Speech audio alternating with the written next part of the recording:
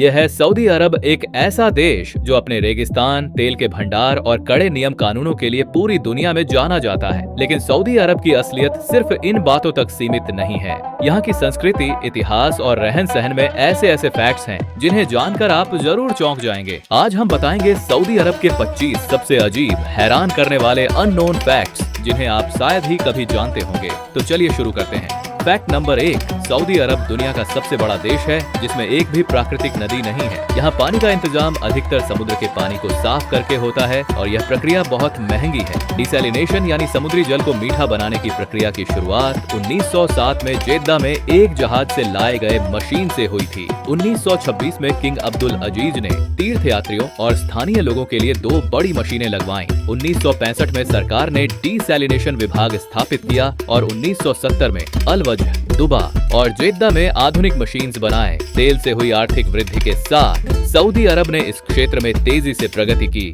और आज ये दुनिया का सबसे बड़ा डिसैलिनेटेड जल उत्पादक देश बन चुका है। फैक्ट नंबर 2, पूरे देश का 95% हिस्सा रेगिस्तान है, जिसमें रब अल खली यानी एम्प्टी क्वार्टर दुनिया का सबसे बड़ा रेत का मैदान भी शामिल है और यह दुनिया का सबसे बड़ा रेत वाला रेगिस्तान है। इसका क्षेत्रफल लगभग 6,50,000 वर्ग किलोमीटर है, यानी पूरा फ्रांस जितना बड़ा। ये रेगिस्तान सिर्फ सऊदी अरब में ही नहीं बल्कि ओमान, यमन और यूएई तक फैला हुआ है। पुरातत्वविदों ने यहाँ प्राचीन सभ्यताओं के अवशेष खोजे हैं। माना जाता है कि लॉस्ट सिटी ऑफ उबर यहीं कहीं रेत के नीचे दबा हुआ है, जिसे कभी रेगिस्तान का एटलांटिस कहा जाता था। फैक्ट नंबर 3, यहाँ निर्माण कार्य के लिए रेत ऑस्ट्रेलिया से मंगवाई जाती है क्योंकि स्थानीय रेत कंक्रीट के लिए ठीक नहीं मानी जाती। सऊदी अरब की रेगिस्तानी रेत बहुत मुलायम और गोलाकार होती है। यह रेत हवा से घिसकर चिकनी हो जाती है, जिससे कंक्रीट या सीमेंट में ठीक से बंध नहीं पाती। निर्माण में इस्तेमाल होने वाली रेत को थोड़ी खुरदरी और एंगुलर होना चाहिए ताकि वह सीमेंट के साथ मजबूती से जुड़ सके। इसी वजह से रेगिस्तानी रेत कंक्रीट के लिए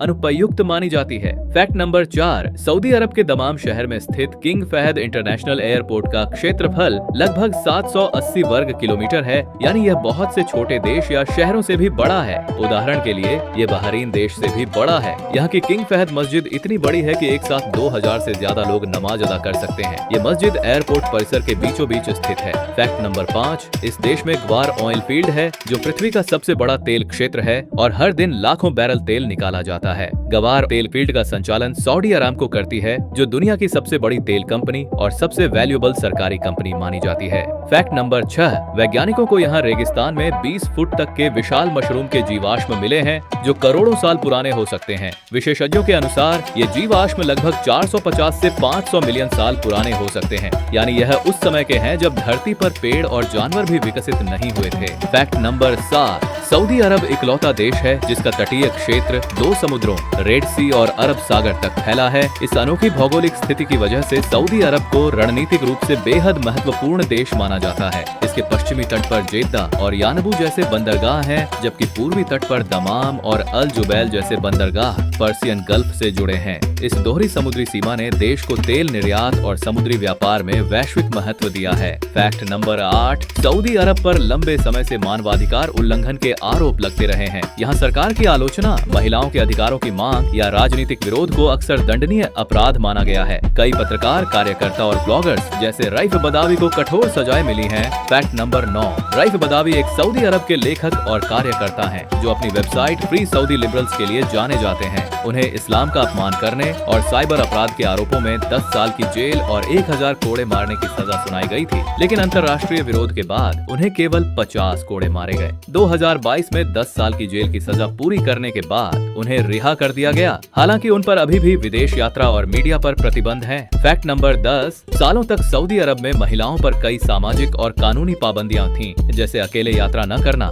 गाड़ी न चलाना और पुरुष अभिभावक की अनुमति के बिना निर्णय न लेना। हालांकि हाल के वर्षों में सुधार हुए हैं, लेकिन अभी भी कई मीडिया संस्था का कहना है पूर्ण समानता नहीं आई है। फैक्ट नंबर 11, सऊदी शाही परिवार यानी रॉयल फैमिली में सत्ता संघर्ष, भ्रष्टाचार के आरोप और गुप्त गिरफ्तारी अभियान जैसे 2017 का रिट्ज कार्ल्टन क्रैकडाउन अक्सर सुर्खियों में रहे हैं। रिट्ज कार्ल्टन क्रैकडाउन सऊदी अरब के हालिया इतिहास की सबसे रहस्यमयी और विवादास्पद घटनाओं में से एक मानी जाती है। ये सिर्फ एक भ्रष्टाचार विरोधी अभियान नहीं था, बल्कि सत्ता का खेल और अरब राजनीति की अंदरूनी बातें थीं। नवंबर 2017 में सऊदी अरब के शाही परिवार, उद्योगपति और कुछ मिनिस्टर्स को रियाद के रिट्ज कार्ल्टन होटल में बंद कर दिया गया। ये 5 से सितारा होटल उस समय दुनिया की सबसे आलीशान जेल बन गया था। करीब 381 लोगों को हिरासत में लिया गया। इस पूरी कार्रवाई का नेतृत्व किया क्राउन प्रिंस मोहम्मद बिन सलमान ने। उन्होंने कहा कि यह भ्रष्टाचार मिटाने की मुहिम है, लेकिन कई विशेषज्ञों ने इसे राजनीतिक शक्ति को मजबूत करने की चाल बताया। यहाँ तक बताया जाता है कि इस अभियान के जरिए सऊदी सरकार ने करीब 100 अरब डॉलर यानी लगभग 8 लाख करोड़ रुपया की संपत्ति वापस ली और कई लोगों ने अपनी जान बचाने के लिए अपने बैंक अकाउंट्स, बिजनेस शेयर और जमीनें छोड़ दी।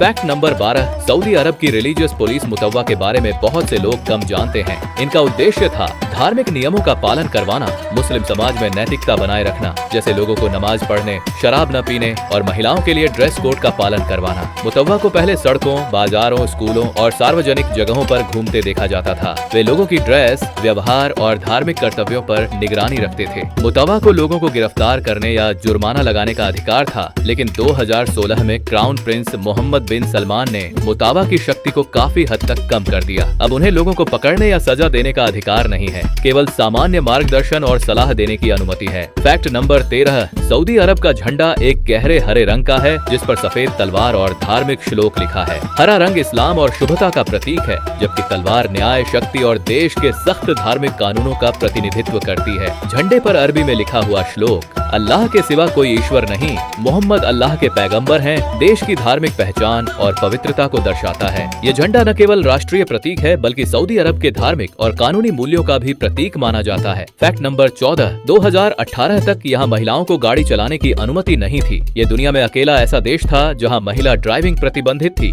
जी हाँ, यह बिल्कुल सच है। 2018 तक सऊदी अरब ही एकमात्र ऐसा देश था जहाँ महिलाओं को गाड़ी चलाने की अनुमति नहीं थी। सितंबर 2017 में क्राउन प्रिंस मोहम्मद बिन सलमान ने ऐतिहासिक निर्णय लिया और 1 जून 2018 से महिलाओं को ड्राइविंग की कानूनी अनुमति मिल गई। इस बदलाव ने सऊदी समाज में महिला अधिकारों और सामाजिक सुधार की दिशा में एक महत्वपूर्ण कदम माना गया। फैक्ट नंबर 15, सऊदी अरब में एक समय ऐसा था जब महिलाओं के कपड़े और अंडरगारमेंट्स केवल पुरुष ही बेच सकते थे। इसका मकसद था महिलाओं को ज्यादा खुला और स्वतंत्र माहौल न मिलने देना और पारंपरिक धार्मिक नियमों का पालन सुनिश्चित करना। इस तरह के सामाजिक और व्यापारिक प्रतिबंध समाज में महिलाओं की स्वतंत्रता को सीमित करने का हिस्सा थे। फैक्ट नंबर 16, सऊदी अरब में विचक्राफ्ट यानी जादू टोना को गंभीर अपराध माना जाता है। इसके खिलाफ विशेष एंटी विचक्राफ्ट यूनिट बनाई गई है, जिसका काम जादू, तंत्र मंत्र और काले जादू से जुड़े अपराधों की जांच और प्रिवेंशन करना है। इस कानून के तहत दोषियों को कड़ी सजा दी जा सकती है, जिसमें कभी-कभी सजा मृत्यु या लंबी जेल की सजा भी शामिल होती है। यह नियम सऊदी अरब में धार्मिक और सामाजिक अनुशासन बनाए रखने के उद्देश्य से लागू किया गया है। फैक्ट नंबर 17, सऊदी अरब में सभी सरकारी छुट्टियां इस्लामी कैलेंडर हिजरी कैलेंडर के अनुसार होती हैं। इसका मतलब है कि यहाँ की छुट्टियों की तिथि चांद के चक्र यानी लूनर साइकिल पर आधारित होती है। हिजरी कैलेंडर का उपयोग धार्मिक त्योहार, रमजान, हज और सरकारी छुट्टियों की तिथियां तय करने के लिए किया जाता है। फैक्ट नंबर 18, सऊदी अरब के शाही खानदान सऊदी रॉयल फैमिली में 7000 से ज्यादा राजकुमार और राजकुमारी हैं। यह परिवार लगभग 90 साल से देश का शासन चला रहा है और शाही परिवार के सदस्य सरकार, व्यापार, सैन्य क्षेत्रों में महत्वपूर्ण पदों पर कार्य करते हैं और उनका प्रभाव देश की नीति और निर्णयों में बेहद गहरा है। फैक्ट नंबर 19, बिन लादेन परिवार जो विश्व में अलग अलग नजरिए से जाना जाता है, यहाँ के सबसे अमीर कंस्ट्रक्शन परिवारों में है और जेद्दा टावर जैसे प्रोजेक्ट इसी परिवार ने बनाए हैं। उनकी कंपनियां सऊदी अरब और मध्य पूर्व में इंफ्रास्ट्रक्चर, रियल एस्टेट और बड़े इंजीनियरिंग प्रोजेक्ट्स के लिए जानी जाती हैं, जिससे यह परिवार देश की आर्थिक और निर्माण गतिविधियों में महत्वपूर्ण योगदान देता है। फैक्ट नंबर 20, जेद्दा टावर जिसे पहले किंगडम टावर के नाम से जाना जाता था, सऊदी अरब के जेद्दा शहर में निर्माणाधीन है और यह दुनिया की सबसे ऊंची इमारत बनने की दिशा में अग्रसर है। इस टावर की अनुमानित ऊंचाई 1000 मीटर से अधिक होगी, जो इसे वर्तमान में दुनिया की सबसे ऊंची इमारत बना देगा। जेद्दा टावर 828 मीटर ऊंचा बुर्ज खलीफा से लगभग 180 मीटर ऊंचा होगा। हालांकि इसकी ऊंचाई अभी तक आधिकारिक रूप से घोषित नहीं की गई है, लेकिन उपलब्ध जानकारी के अनुसार यह 1000 मीटर से अधिक होगी, जो इसे बुर्ज खलीफा से भी ऊंचा बना देगा। फैक्ट नंबर 21, सऊदी अरब में साइड वॉक स्कीइंग नामक स्टंट काफी चर्चित है। इस स्टंट में गाड़ी को सिर्फ 2 पहियों पर खड़ा करके चलाया जाता है, जिससे वाहन का संतुलन बनाए रखना बेहद मुश्किल और खतरनाक होता है। यह स्टंट युवाओं और कार शौकीनों के बीच लोकप्रिय है, लेकिन दुर्घटना और चोट के जोखिम के कारण इसे काफी खतरनाक माना जाता है। फैक्ट नंबर 22, सऊदी अरब के जेद्दा शहर में दुनिया का सबसे ऊंचा झंडा पोल स्थित है, जिसकी ऊंचाई 171 मीटर है। यह झंडा पोल शहर की भौगोलिक और राष्ट्रीय पहचान का प्रतीक है और इसे सऊदी अरब के झंडे को विशाल आकार में प्रदर्शित करने के लिए बनाया गया है। इसकी ऊंचाई और आकार इसे विश्व के सबसे उच्च झंडा पोलों में शामिल करता है। फैक्ट नंबर 23, सऊदी अरब में अपराधों के लिए सख्त सजा लागू होती है। विशेष रूप से हत्या, बलात्कार, ड्रग तस्करी जैसे गंभीर अपराधों के लिए सीधे मौत की सजा दी जा सकती है। इसके अलावा चोरी और जुए जैसे अपराधों के लिए भी कड़े कानूनी दंड हैं। ये कठोर न्याय व्यवस्था शरिया लॉ पर आधारित है और सऊदी समाज में नैतिकता और कानून का पालन सुनिश्चित करने के उद्देश्य से लागू की गई है। फैक्ट नंबर 24, शायद आपको यहाँ की बात पता ही नहीं होगी। सऊदी अरब का प्रति व्यक्ति CO2 उत्सर्जन दुनिया के शीर्ष 10 देशों में शामिल है। इसका कारण है देश का बड़ा तेल और गैस उत्पादन, फॉसिल फ्यूल आधारित बिजली, गर्म जलवायु में एयर कंडीशनिंग की भारी खपत, भारी पेट्रोकेमिकल्स उद्योग और लंबी दूरी तक निजी वाहनों का इस्तेमाल। फैक्ट नंबर 25, रिपोर्ट के अनुसार सऊदी अरब की आबादी में केवल 64% लोग देश के नागरिक हैं, जबकि बाकी 36% विदेशी कामगार हैं। ये दर्शाता है कि देश की जनसंख्या में विदेशी श्रमिकों की हिस्सेदारी काफी अधिक है, जो निर्माण, तेल उद्योग, सेवा क्षेत्र और अन्य व्यवसाय में महत्वपूर्ण योगदान देते हैं। दोस्तों, ये थे सऊदी अरब के 25 इंटरेस्टिंग अननोन फैक्ट्स और आप देख रहे थे स्क्रॉल फ्रेस।